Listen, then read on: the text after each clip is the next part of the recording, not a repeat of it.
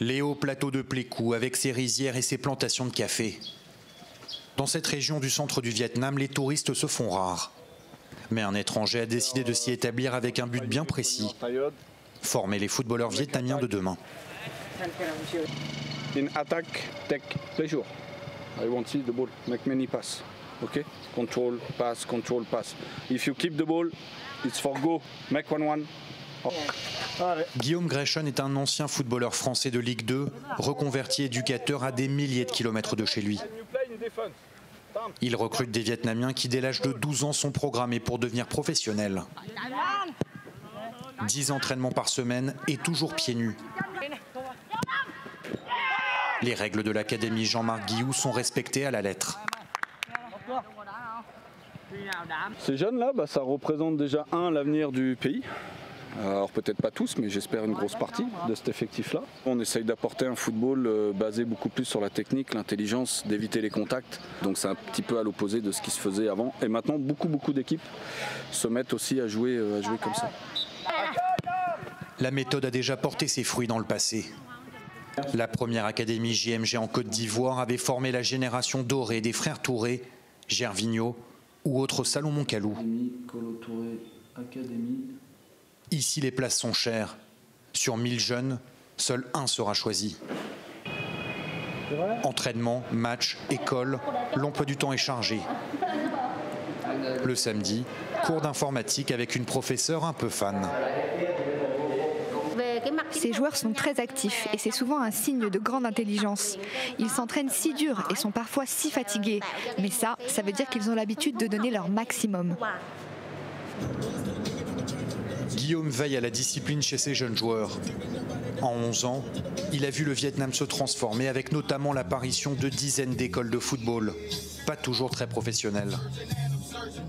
C'est assez marketing si tu veux, tu as des académies qui ne sont pas, qui travaillent pas comme nous. Nous on est là pendant 7 ans avec un vrai projet, avec une vraie méthodologie, une vraie philosophie. Et des infrastructures de haut niveau.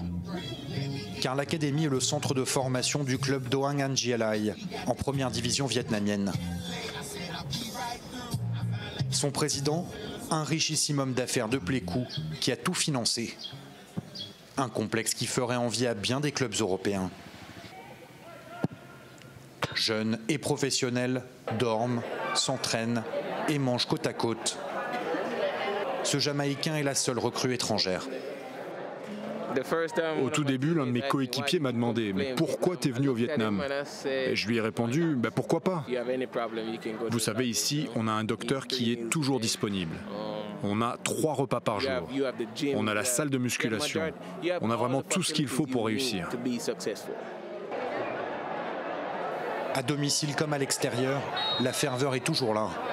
Car le club fournit de nombreux joueurs à l'équipe nationale. Le pays tout entier s'enthousiasme pour cette nouvelle génération qui commence à obtenir des résultats sur la scène internationale. La star, c'est lui, Nguyen Quang Phuong, surnommé le Messi vietnamien. Pur produit de l'académie, il rêve de jouer en Europe et des clubs du championnat espagnol sont intéressés. Lui et son ami d'enfance ont déjà connu l'étranger, avec des moments compliqués au Japon et en Corée du Sud. Selon eux, le football vietnamien doit s'inspirer des méthodes et valeurs de l'académie. Quand je suis arrivé ici, je n'étais qu'un enfant, je ne savais rien et j'ai tout appris du football et de la vie. Maintenant, je ne suis pas seulement un bon footballeur, mais aussi une bonne personne. Et ça, j'en suis fier. Nous, les footballeurs vietnamiens, sommes moins athlétiques et moins physiques que les Japonais. Ils courent et bougent beaucoup plus que nous. Il faut qu'on soit aussi professionnels qu'eux, même si leurs installations sont bien meilleures que les nôtres. Le Japon et la Corée du Sud, des modèles en Asie, avec des joueurs qui ont brillé en Coupe du Monde ou dans la Première Ligue anglaise, qui rythment les soirées de millions de Vietnamiens. À Ho Chi Minh, Manchester United, Chelsea ou Arsenal ont tous leur club de supporters officiels. Ces jeunes ne sont jamais allés en Europe, mais savent tout de son football. Ils n'attendent qu'une chose, pouvoir vibrer un jour pour leur équipe nationale en Coupe du Monde et voir des Vietnamiens se mesurer aux stars du ballon rond.